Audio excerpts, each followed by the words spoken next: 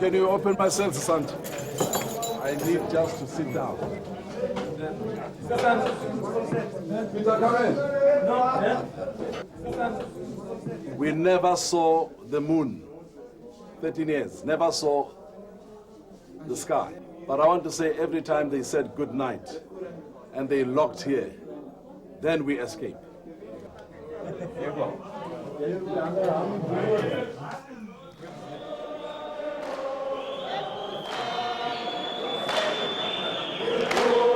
Robben Island, were the last words judges pronounced when sentencing thousands of South Africans to confinement and oblivion, casting them away off the coast of Cape Town for lifetimes of incarceration and abuse.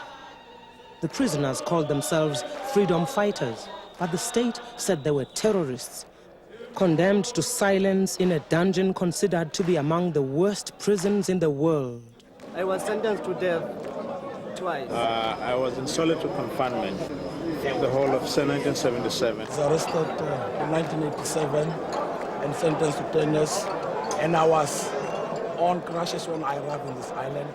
I've been on the island since 1979 to 1990 in June. I was sentenced for 17 plus 1 year for high treason. I first got to Robben Island in 1964. I was sentenced to 15 years.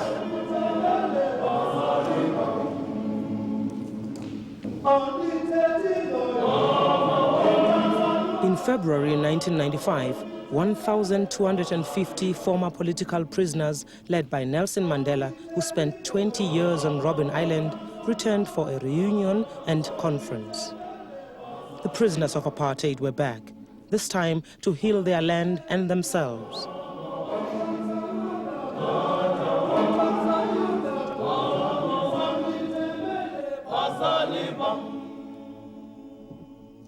What kept us there, I think, was the spirit that we used to say we are prisoners of hope.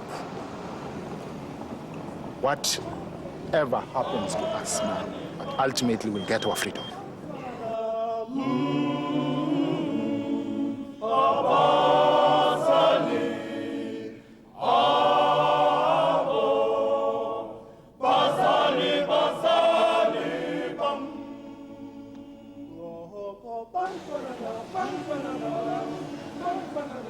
They came from every corner of South Africa, from Natal, from the Eastern Cape and Soweto, from farms, cities and townships, even from faraway Namibia, mostly men, but some women too, survivors of apartheid's jails.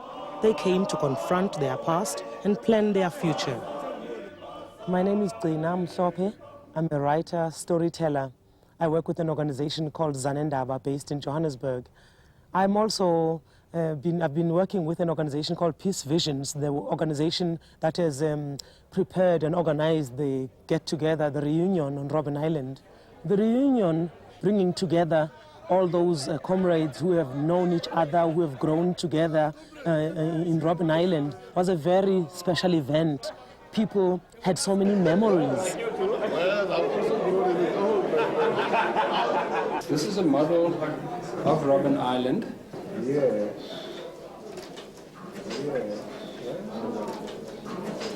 Well, you know, from the international perspective, Robben Island was really an icon of the struggle, was perhaps the focal point in the icon Mandela himself. So it was a shorthand for looking at apartheid. And I think it was a very profound and impactful way of describing the situation here, because Robben Island was always a microcosm of the struggle inside South Africa itself.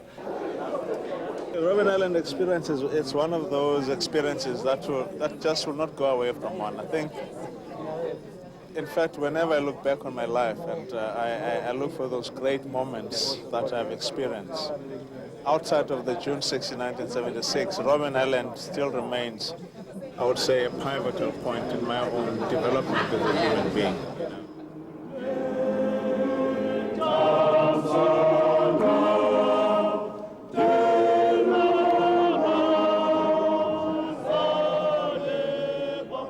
There's a reunion for a Robben Island reunion.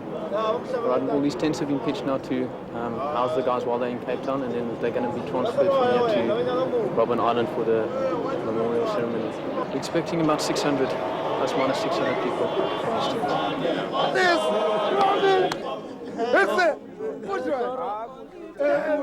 And there was this amazing sense of brotherhood that was there. And some people were saying, you know, this man, he made me, he nurtured me. There was all of that, paying tribute to one another. Hello, George! We want to see that place where I spent my life for about 19 years.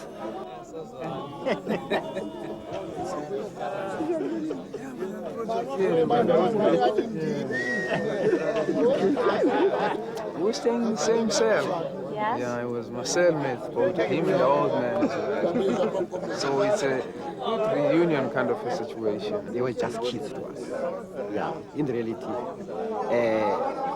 to meet them again, it means a lot to me. They just remember me as a little kid with my guitar all the time, you know. The people at different age groups, which is something that is fascinating for me personally, to hear the people who are much, much younger, who arrived on the island and met people that they respected and never thought they would meet, and they sat with them and learned from them. We've got people from Namibia, people who have been worked in prison, who later were transferred back into Namibia. And it's very interesting to see them with us today, so really this is a real reunion. It means so much. Everything is fine. Okay. No, everything. How are you from Namibia? Namibia is okay. It's all right? Yeah, only drowned.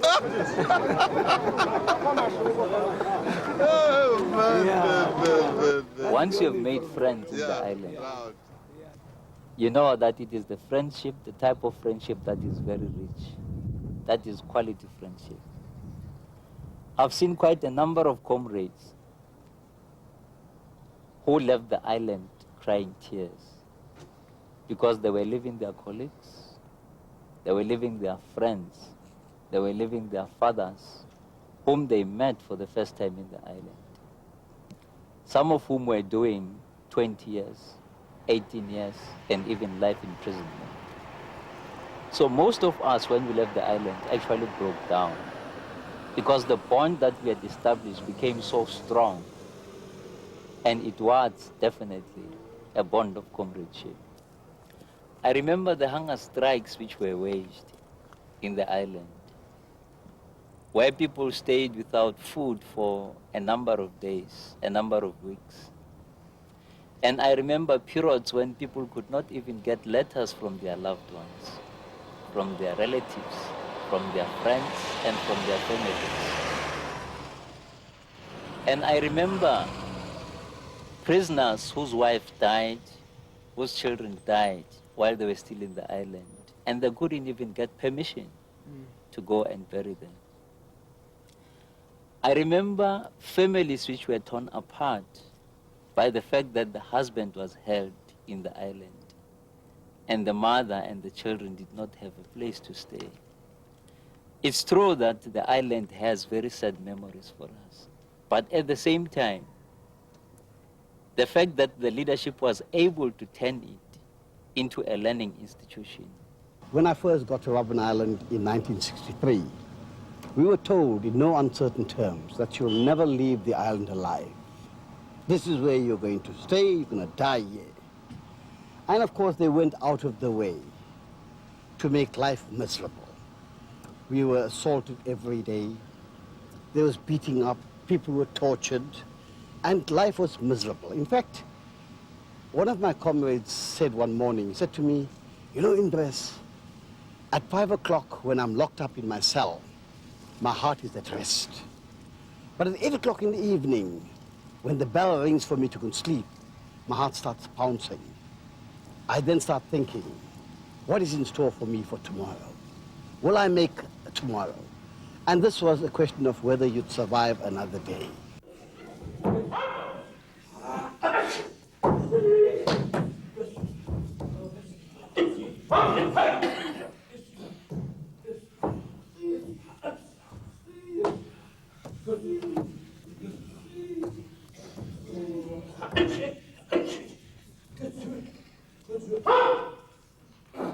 it was a strange experience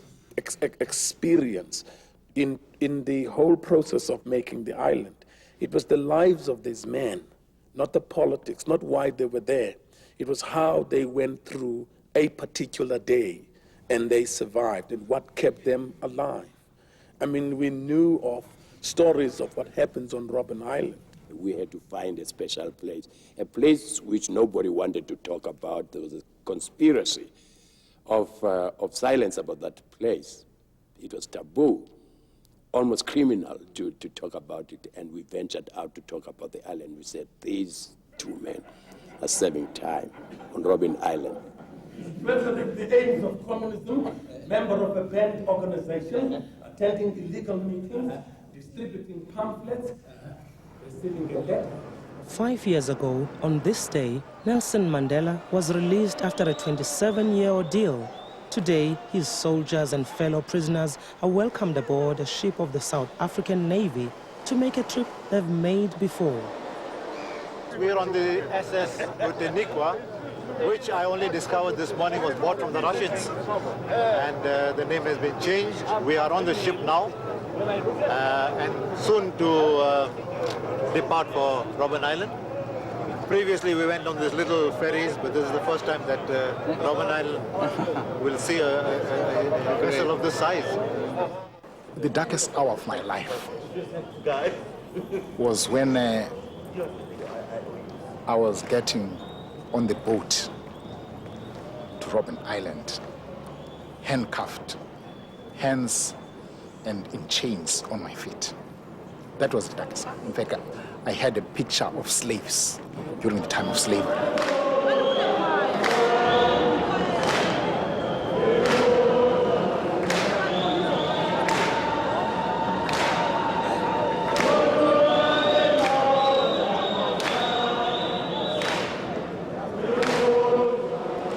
Today's particular pilgrimage to Robben Island, I think, is also a token of our determination as the people and the government to see that that sort of persecution never occurs again in the history of this country. Some young lady in the house there helping us wanted to know whether I'm going to Robben Island. I said yes. He said, what for? Such a terrible place. Why do you have to go back to it? I would never have done anything like that. I said, well, it's a good question. Many journalists also ask me the same question. But it symbolizes unity, great history, great achievement. And that's why we would like Robben Island to remain a monument and history of the people of South Africa. This is an emotional journey. We dedicate this journey to the many who can't be on this special boat today. To the many who were chained when they went to Robben Island many years ago, but who never came back from that island. And to others who returned infirm, very frail. And to those families that visited us over the many years and were with us, and they helped us hold body and soul. But then it's not a sad journey. It's a very exciting journey. It's full of life. We are full of confidence because it's a journey about victory. We have won.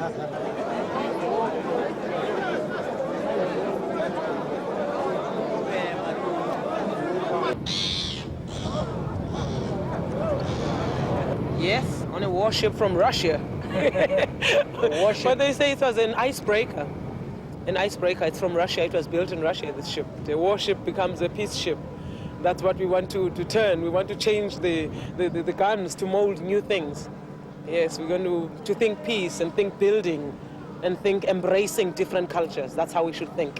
The first time you went to Robben Island, you didn't go with a ship like this, did you? No, I went in a very small boat, manacles and handcuffs, and in the hold, and on a very choppy sea. Today is a lovely day. God seems to be smiling on us.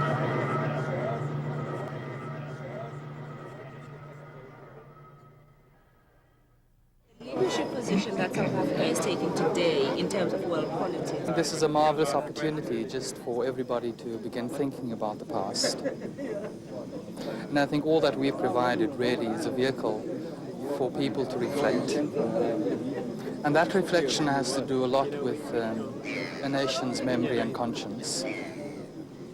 And tomorrow's journey is for us a journey into history. And that history will provide us with some sense of how to determine the future. The reunion was financed by leaders of the business community who made their own pilgrimage to the island. Some thought it could be turned into a tourist attraction. I want to say thank you to the business community who helped to make this possible, to Peace Vision, who's helping to make this possible. And I want to say, let us tomorrow share in what is a great experience. But I think in the final instance, when we're there and we look back to Cape Town and we see the mountain, let us share in the hope that we have for the great country that we have in South Africa. The interaction is going to be a very interesting one for business people and islanders. I think we're going to come from different directions on some issues, but as Sydney says, it's all part of the process, and what we've experienced over the past 5 years is, if not unique in the world, certainly pretty unusual. The ability of people, communities coming from very, very different backgrounds to get together and hopefully to build this new country of ours. So I think it's an exciting weekend. I look forward to it a great deal. Well, I'm Doug Band, Chairman of the Premier Group, and I must say I'm looking forward with a great deal of excitement to the events as they unfold tomorrow and Saturday. I mean, this is a pretty extraordinary process that's gone on in this country, but seems to be still going on. Absolutely, and I think it's going to go on for many, many years to come. South Africa is the place that surprises the world. It will continue to surprise the world. Carl Niehaus can sit here talking about comradeship. Nobody wins. Sure, but equally we can talk about the bottom line. We lived our daily lives and were oblivious to what was going on. And I truly hope that this process that we've started here is an ongoing process by which certainly the business community and government in the future won't make the mistakes that were made in the past. I think there's a lot to be learned from that.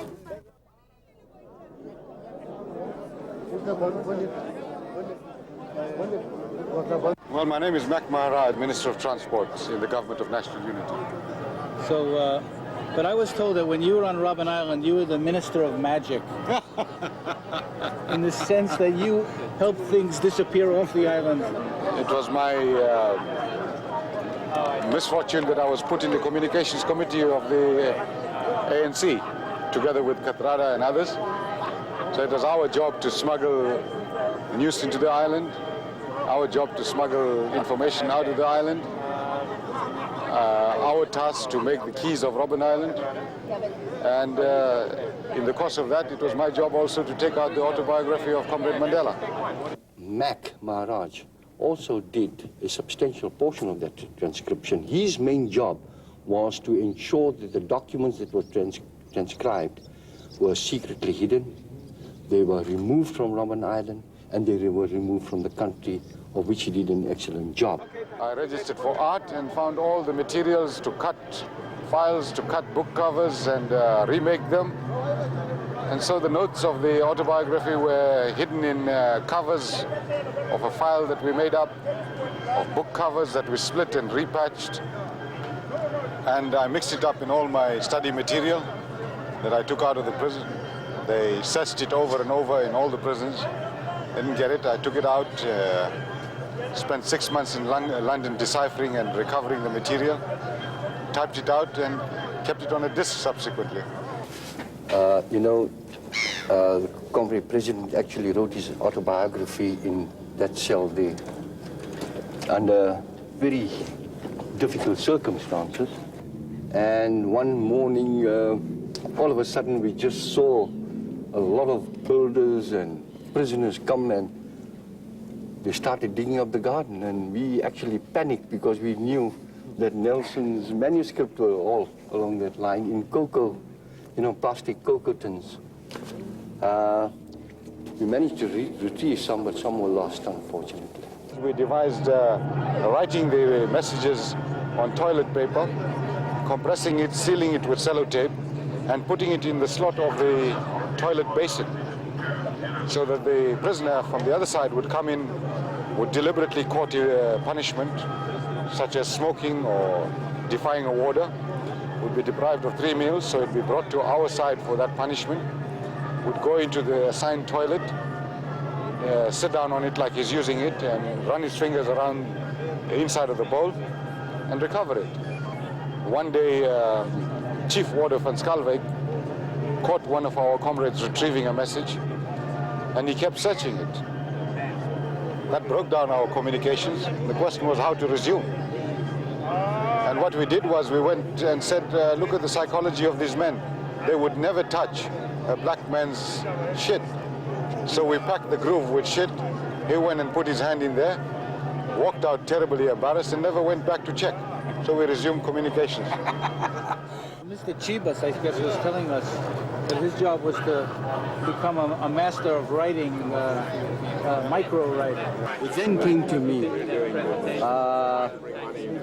for microscopic writing, if you want to call it that. And having done that, it was sent to the current Minister of Transport, Mac Maharaj. We did it by various techniques, but the basic one was to reduce all material that you wrote into the smallest handwriting and yet readable. It was a really great sense of moving to another place, to leave South Africa behind, as we saw Cape Town disappearing and the Table Mountain being at a distance behind us. And we were heading for Robben Island. It was becoming bigger and bigger in front of us. I first got to Robben Island in 1964. I was sentenced to 15 years. I was released in 1979, having served the full 15 years. And accused of? Accused of committing acts of sabotage. And in 1986, I was kidnapped from Swaziland by the South African security forces. I was brought into the country, charged for high treason, and sentenced to 20 years again. So I had a second trip to Robben Island. I was of the first, in Sao Paulo, I was of the first that was on a trip to Robben Island.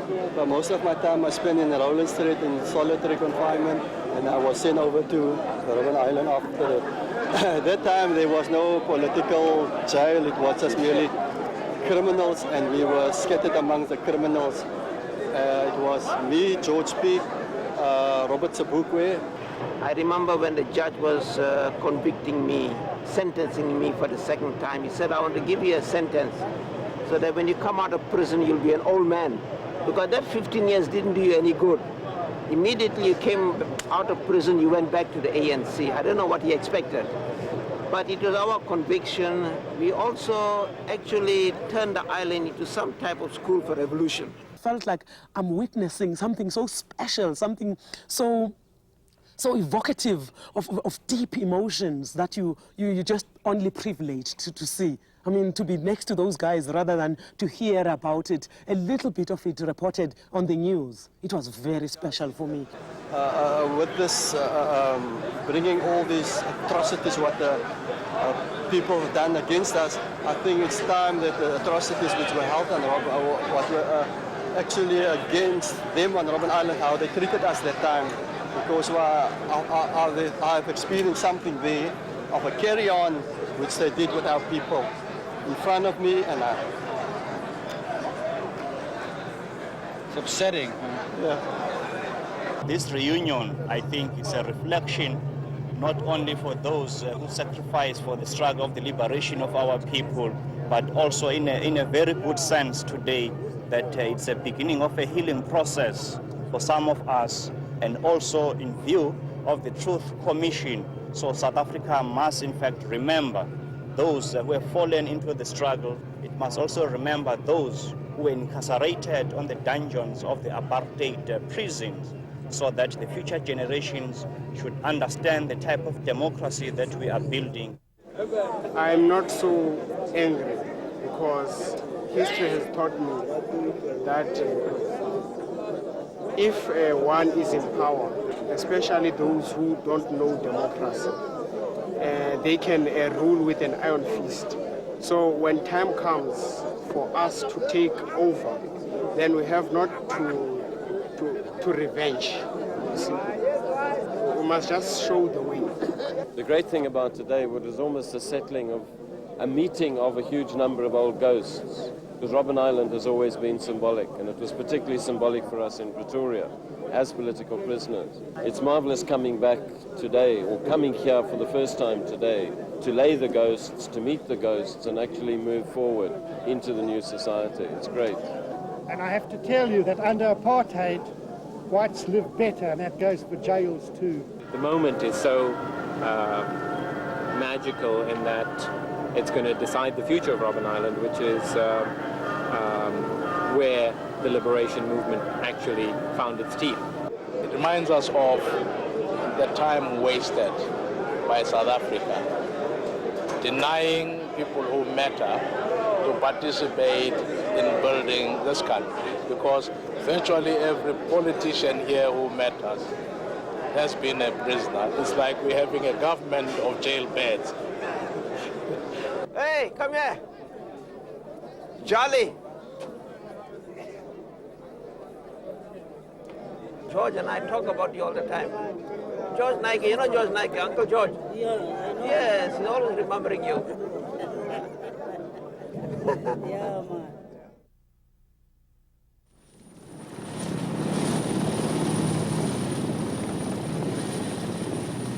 The ship was too large to dock at Robben Island, and so we were to be offloaded by air and by sea. It was an armada. You felt part of an invading army. And then I ended up with the older people, and they went on the helicopters. And I wonder if anybody ever laughed or looked forward to going to Robben Island. But there we were, looking forward to going to Robben Island.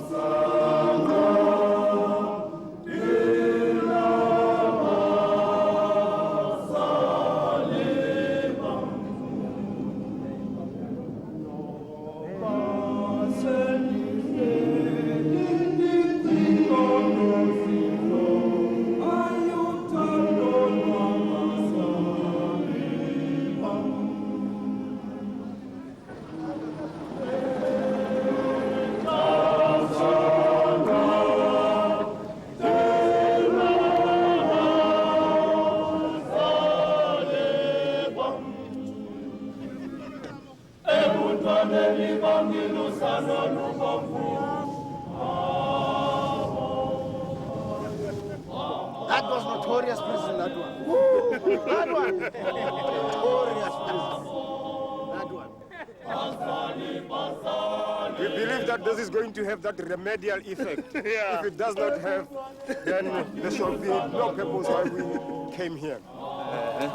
We'll see after 25 years, we meet again. Yeah.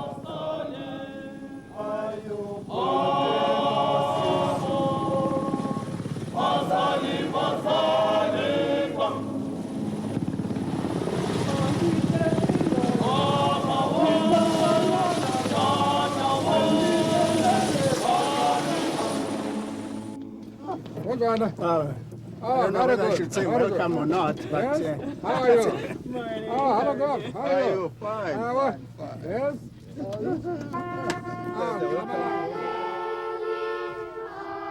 Robben Island's best-known alumnus is back, received as a hero by the children of the prison guards.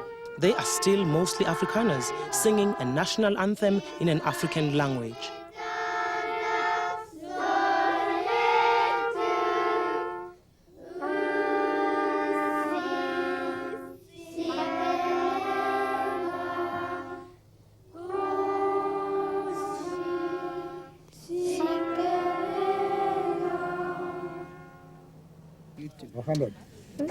Wat had jij vanmorgen gegeten?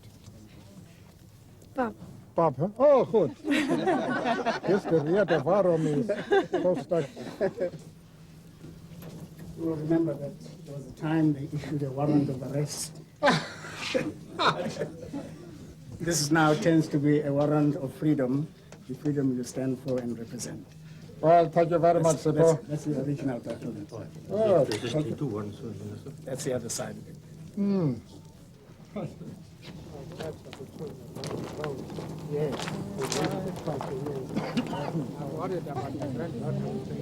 Itu dengan Sarah, itu dengan Sarah. Morning. Like a donkey. I'm border human. I'm working here at the maximum prison, and I'm glad those people are back here on the island. It must be a special occasion for them. And as I told you, I don't know if it was me, I don't know if I would stuck to something like they did. So I'm very glad that they're back on the island. I soon learned that in spite of their insensitivity, when an Afrikaner changes, he changes completely and he becomes a real friend. That was my experience outside prison, and it became even more when I was in prison, because Afrikaner warders befriended us.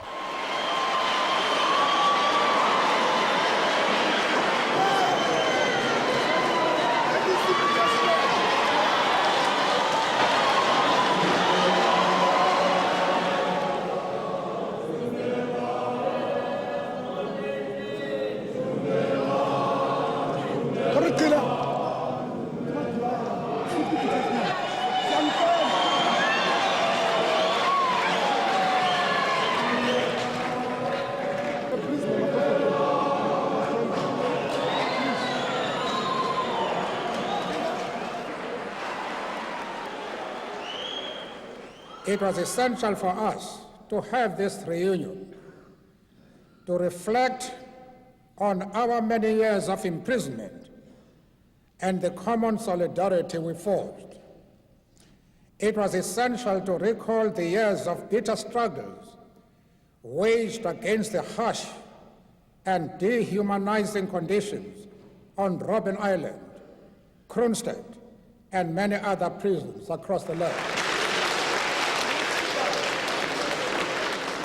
I was born and brought up in South Africa and was unable to see very clearly what the response of South Africans would be to the message of nation building and reconciliation. And that is one thing which makes me go to bed feeling that the tight program, the tight schedule I have during the day was worth the while. And I go to bed feeling that I've made a humble contribution towards my country and towards my people.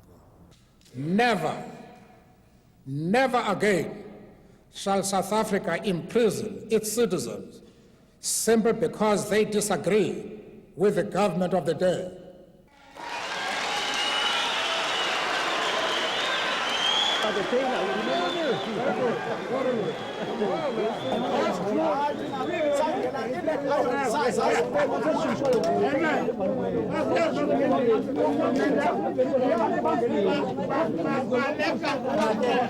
Hello. I'm very happy to see you. Very happy to see you.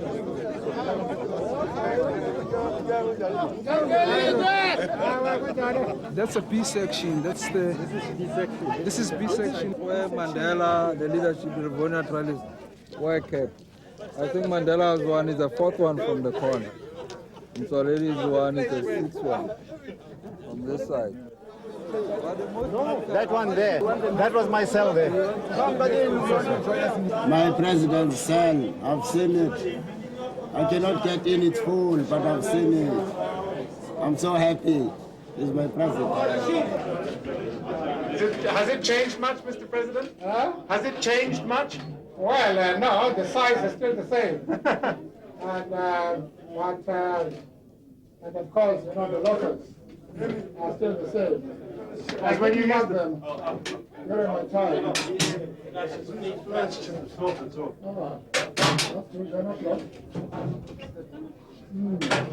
Wow, this is very good.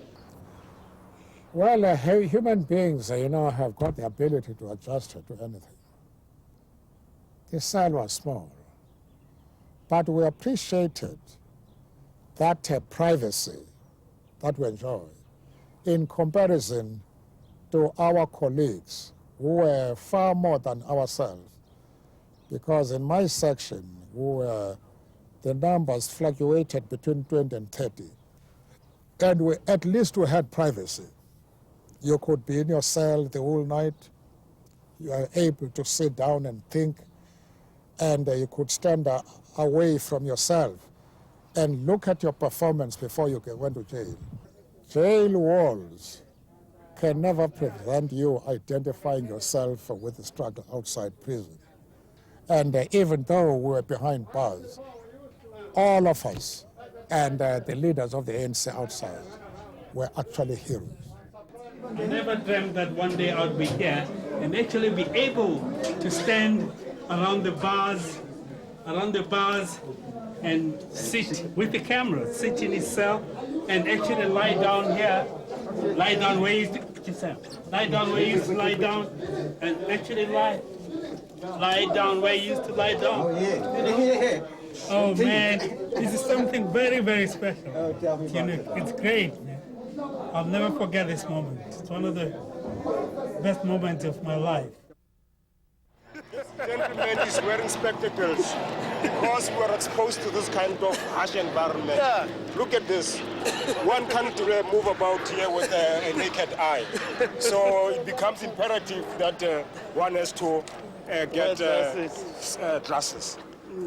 So it is not because we are educated or what, it is because you are sick that we have to put on spectacles. So I hope people start to think or to realize that it's no sign of being academic or what.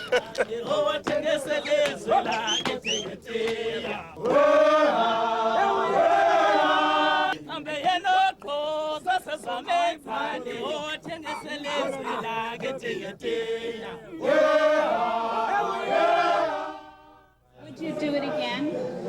I would, for the same reasons I would. What were the reasons that you did? Well, I mean, it was about changing the socio-political situation in the country. And I think for that, I'll do it again. This here, upstairs, was where the census office was. The census department operated as a law unto itself. Even the commanding officer of the entire island had no say over what the census did. The census worked directly with Pretoria.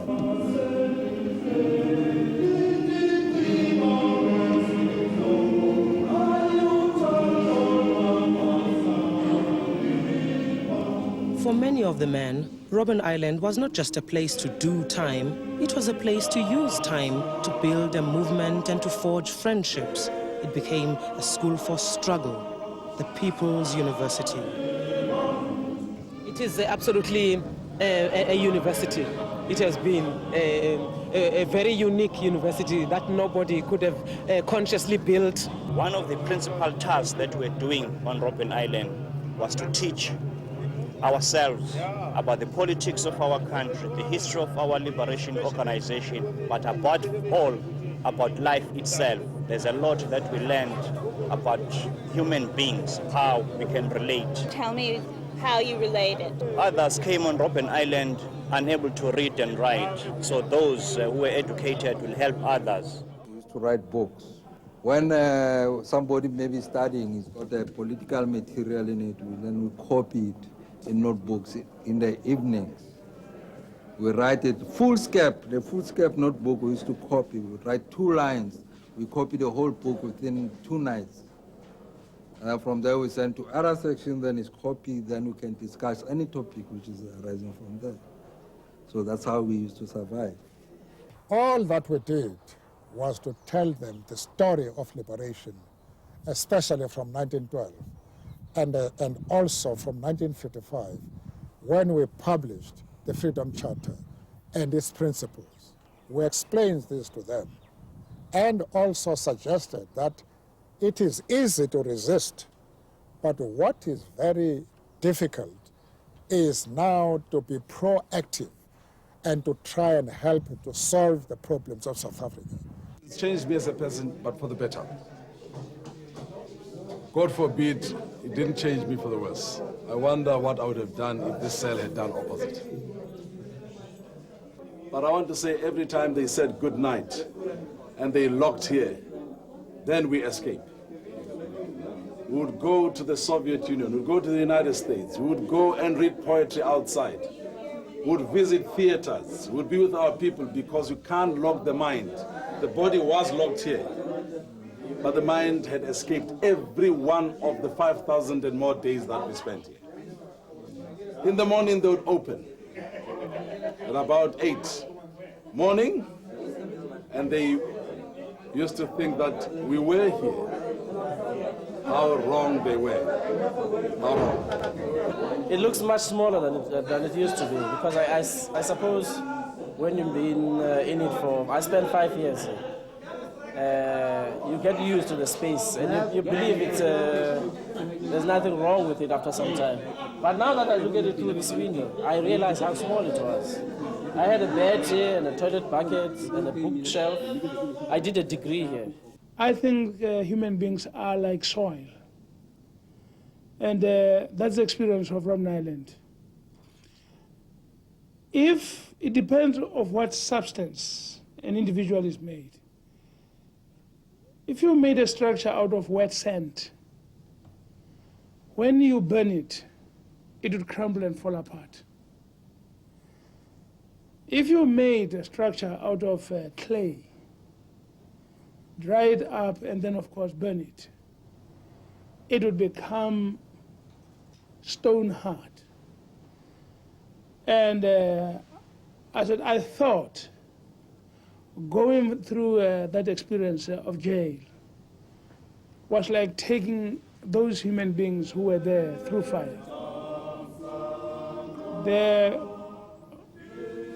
Some individual collapsed. This is something we never talk about. Some individuals collapsed on Robben Island, turned to work for the state, sold others out, became informers, and left broken men, crumpled, completely destroyed, ashamed to look at themselves because of what had happened to them. But others survived. And there was always that. There was always the separation of men from boys. Nobody hardly mentions the women. And some of the women came down to the reunion and nobody even said a second thought about them. And that was not nice at all. And that has been discussed here today. You know, women wanted to speak and say what they felt, to say what they feel now. The fact that South Africa is forgetting women's experiences, women's contributions to the struggle. The authority would like us to believe that our family no longer cares about us. We are discarded, we are nothing. Yet in our hearts of hearts and minds of minds, we knew that our families and friends cared a lot about us. They were trying millions of other methods to come and see us, but because of a bureaucratic chain and the red tape, they just could not come. These people, you know, where they didn't even have, you know, the decency of having a room where you could meet them. We were just in the open air when we started. It was terrible. But at least later, because they had to build that building with tubicles where we used to see them. Part of the work we did was, in fact, looking after people like Ibrahim, who I met on the island. I actually made his acquaintance on the island. We used to apply to visit prisoners, and on those occasions we were allowed to take food. In fact, we had to share our meals with them, and of course we used to pack lots of food in. We don't think it is proper for women to always ask for space. We think we deserve to be heard. We think South Africa should not be ashamed to accept that there were not only women in detention, but there were women in prison. Women came out of jail, they found themselves, they were mothers no more. Children were late, they had not attended funerals.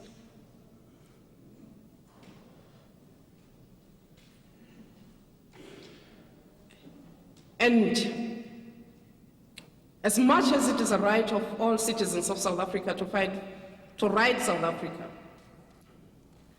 let it be the right of every child to have access to his and her parents. Let us remember women who have given their lives.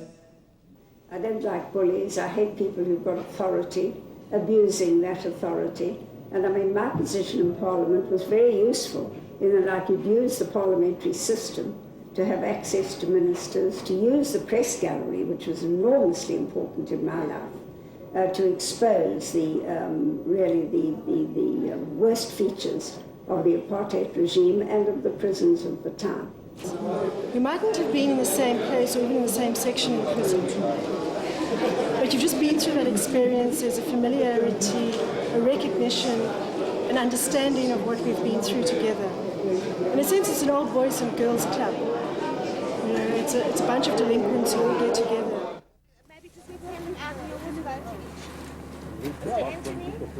I think every South African has read a lot about Robben Island.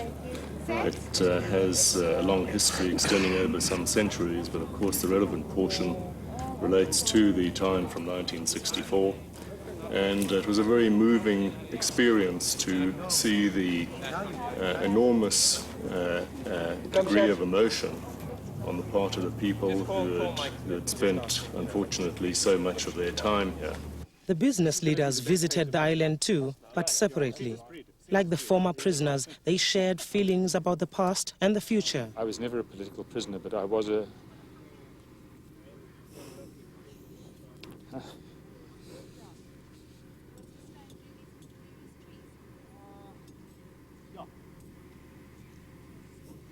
Sorry. That's what it's all about. In South Africa, big boys don't cry. It came about as a result of me having an idea, Peace Visions having an idea, presumably Kathy having an idea. And it just so happened that some divine intervention made everything come together. And that's how it's happened today, because obviously without the considerable funds of the business community, it couldn't have happened.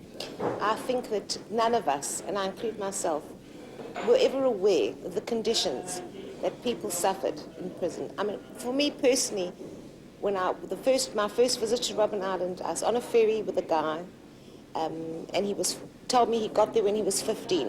He'd never stolen, he'd never sworn, he'd never done anything that was dishonest, but because of his own political beliefs, he was shipped off to Robben Island at 15 and never got out till he was 25 years old. The fact that people say, I would rather be back in the island and still selling this grain, I at least had meals and a roof over my head. But let's put our minds on the needs that have been identified by these people. For every tourist that you bring to South Africa, you can earn between 4,000 and 10,000 rand per person. So the more tourists you bring to South Africa, you've got to market Robben Island to the world. It's a great attraction. That's where you're going to make the money from. It's got to be commercialized, tourist-wise, privatized. The government has nothing to do with it. And that's my recommendation. The island can be a wonderful remembrance to what they've gone through, but they're still going through even a much more serious period now. Some people were saying, at least on the island, I had 3 meals a day, and I had a roof over my head. They don't have a roof over their heads now. They don't have 3 meals a day. Looking at Solly's suggestion in terms of the, let me use the word, commercialization of the island from a soft point of view, from a tourist point of view, in order to force an income stream or to help it in terms of the privatization and an income stream coming through, but a separate situation to be looked at and a particular plea made to government on former islanders. This year is the 50th anniversary of the liberation of Auschwitz. I would feel terribly sensitive if I saw sitting at Auschwitz representatives of Siemens and Boehringer Ingelheim and Höchst who were deciding on the future of Auschwitz. For the Robben Islanders, talk of commercialization seemed to be heresy. They talked more in terms of making a museum or a peace center. people who have been on Robben Island needed to have a say in terms of what it becomes in the future, instead of some high-powered person decides that maybe it's going to be a big casino, for instance, to forget everything, as there is a tendency by some people who want to forget everything and start from the 27th of April. You know, that's not on. People must have these memories. We need to have Robben Island as part of our heritage. Every attempt to humiliate us was an attempt to crush our spirits and cow us into submission. But our jailers had miscalculated. And we can proudly say that every onslaught of the enemy merely had the effect of cementing our unity and comradeship and determination. We will strenuously oppose any plans by business interests that would amount to a desecration of the suffering and the sacrifices of political prisoners. Well, as you can see, we're at a conference of ex-political prisoners. And here we're trying to set up a structure where a few other structures have not done that well to address the question of the plight of the political prisoners. We all have hundreds of stories to tell about prison life, humorous stories, beautiful stories of friendship, of strength, of compassion, but all being said, it is not a nice thing to be in prison. And it's not something any of us will recommend. It's not nice to see your wife once every 2 months, if you're lucky, through a glass window. It's not nice when a family member dies and you can't attend the funeral. It's not nice to be brutalized and humiliated day after day. Let us remember this. As the mural on the wall says, let us remember. Let us remember what was done to us, and let us never do the same to others. Comrade President Mandela has done a great deal for this country, and not only for this country, as for my country as well. I remember he also discouraged me to learn how to play chess, because using his tactics as a lawyer, he will sit there and the whole day he will only move one piece. And I'm a man who like to move about.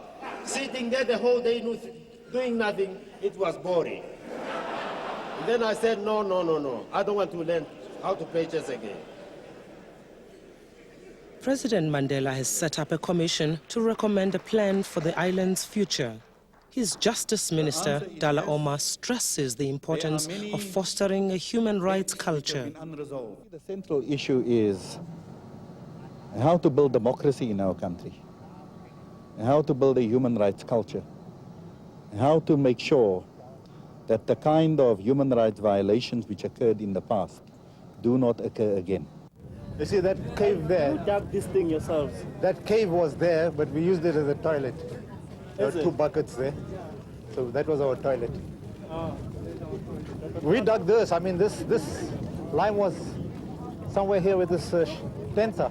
It was right up to there. We dug it. Nobody else has worked. No, only we worked. I just want to give a brief explanation of this quarry where Comrade President, Comrade Sisulu, Comrade Mbeki and others worked here. This is the lime quarry as distinct from the stone quarry. I just looked at what the place looked like, because I couldn't imagine when people said the quarry, I mean, what do I know? When I got there and saw the place, I definitely felt a lot of anger. I just thought, sorry, maybe I'm not a very nice person, but I'm mad about this. I don't like it. You think all these years the government decided that this is what they should spend their energy on, this is what they should do every single day, and when they could be doing so much to build the country for everybody. I don't know, I just felt this anger.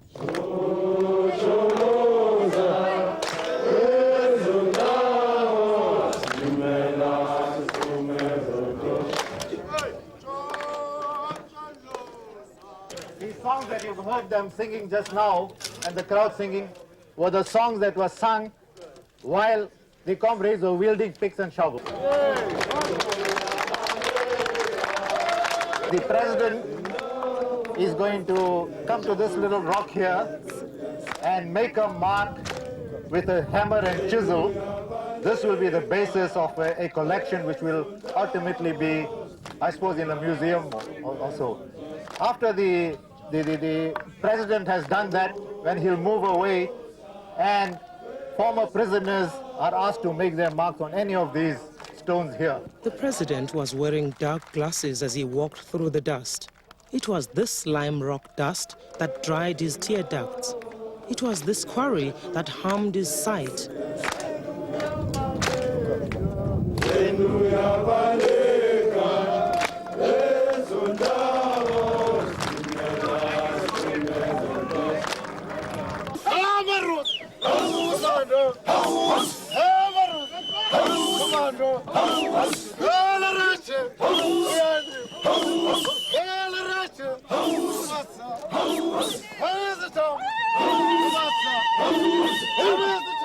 The sound behind me speaks about the men who should have been swallowed by this mine of lime quality.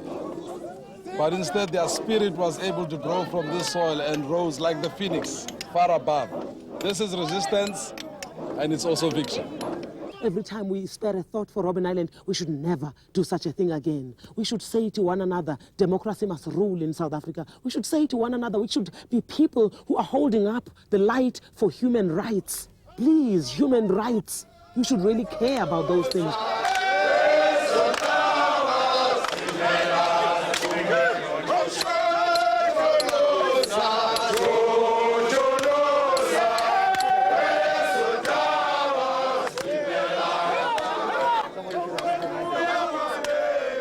I regret that there are many men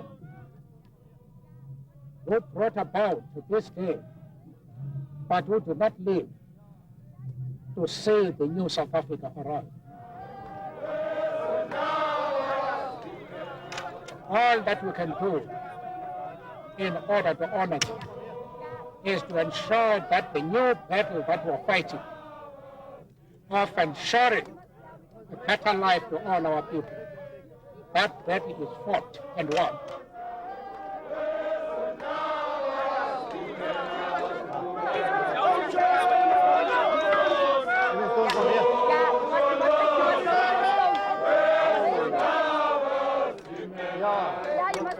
Break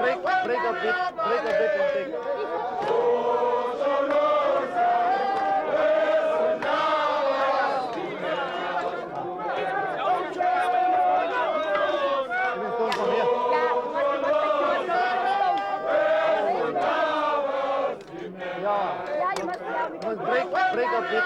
Break a bit and take it.